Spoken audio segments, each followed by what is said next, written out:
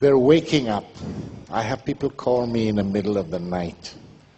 I'm sorry, I can't, all I can do is stand on a stage or write. Hopefully you will understand and take the cloud away from your eyes.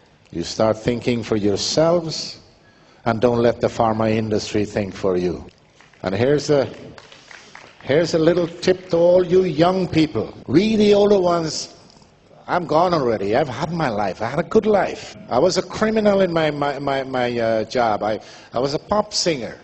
I had 3 wives. 2 and I got 1 now. So that's 3, yeah, 3 wives. So, I mean, I have enjoyed all these things that are there for the offer. But listen to an old man. You young people, start to take care of yourselves. Take care of yourselves. Take care of your bodies. Don't fall for the junk that's out there. Stand up for what you believe is right for you. The reason you go to a doctor and the reason you go to the hospital is because you have not looked after yourselves. If you look after yourselves, you don't need to go. It's like the car. Tune up the auto. Use the right gas. Change the windshield wipers. Maintenance. If you do that, you don't need to see the mechanic.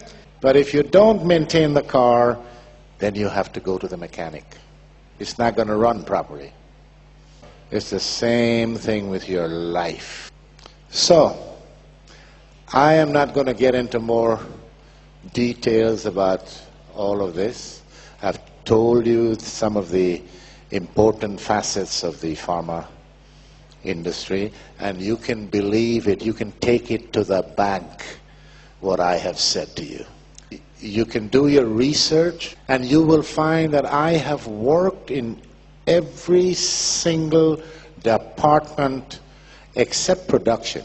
All the other facets of the industry, I have worked in them. I know. So, ladies and gentlemen, it's been very nice meeting you people. I will now leave this speech open for questions. If you have any questions. There seems to be a contradiction between the 2 presentations. Codex Alimentarius wants to eliminate populations. So how does Big Pharma ensure future profits if Big Pharma is killing off the people? Big Pharma is not killing off the people. But that's what Madame Leibov said. That's the goal of Codex Alimentarius. Okay. Let me. What I have heard from her, and what I have thought about is that she said that Codex Alimentarius, they make you sick with the food, right? Let me ask you a question.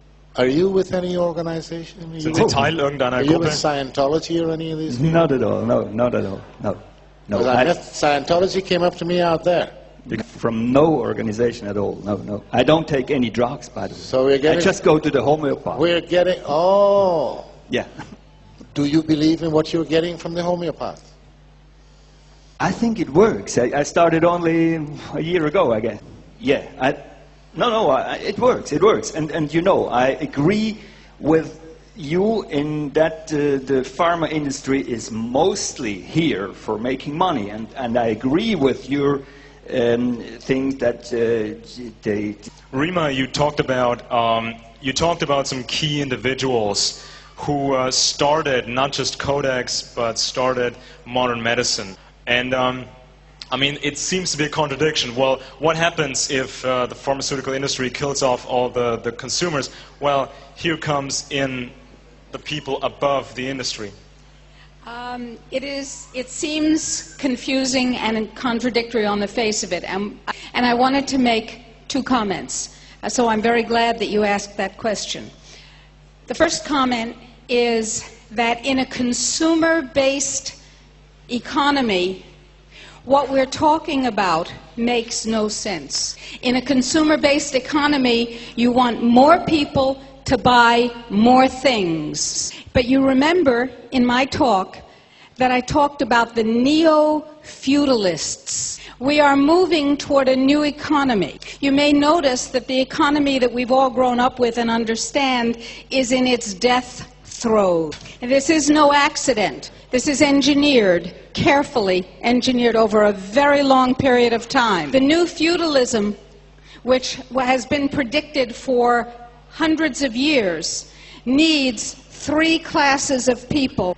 The new feudalism, as defined by the new feudalists, needs, first of all, the neo-aristocrats. The second class is their servitors, their servants, their serfs. And the third class is their technicians. In their insane planning, that comprises about 10% of the world's current population. Now, if they have their way, and I have treated, as a physician, I have treated a reigning monarch who explained that this was the plan that she was raised with. She was not a young woman. And the plan is underway. We have the power to stop it. I wanted to make one other point, and that was about what you were saying, John. In the United States, and you know that very often bad things come from the United States and spread to Europe and the rest of the world. In the United States, there was a law enacted which was signed into law by the twice unelected President of the United States, George Bush. Yes. That law is called the New Freedoms Initiative. The New Freedoms Initiative, signed into law in November 2004, says the following. It says every child in the United States, including unborn children, must be screened for mental illness. This was a study done by the George Bush's Institute for Mental Health in Texas. That's right. Which was built by Eli Lilly and Company.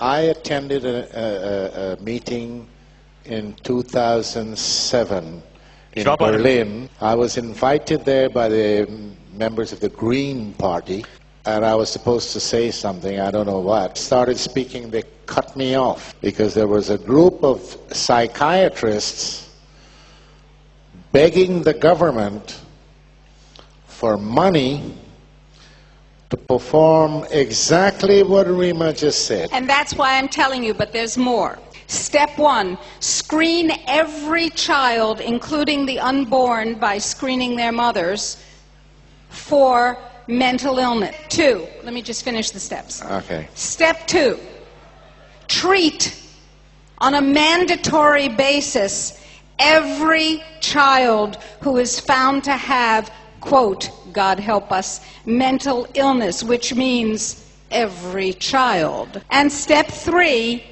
screen and treat on a mandatory basis every single person who has any contact with children, because we have to protect the little dears. That means mothers, fathers, shopkeepers, school teachers, grandparents, neighbors. Thank you very much. Is that okay with your question? Das war eine sehr wichtige Frage. Sehr wichtige Frage. It gets more scaring, and it gets to more relations than you ever thought. What you have to do, let me give you a little bit. You have to start thinking simple. You go into details that involves politics and politicians and people in power. You lose the goal. It's not easy to understand. It's not einfach for anybody.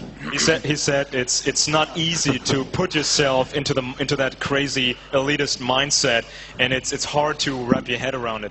Thank God it's not easy. Thank God it doesn't make sense to us without Thank you work. guys. Thank you for your question. Thank you for your answers. All right, good. Okay, vielen Dank für den unglaublichen Vortrag. Thank you very much, ladies and gentlemen. I hope I see you again. Ich hoffe. Oh, don't forget, the book is on sale over there.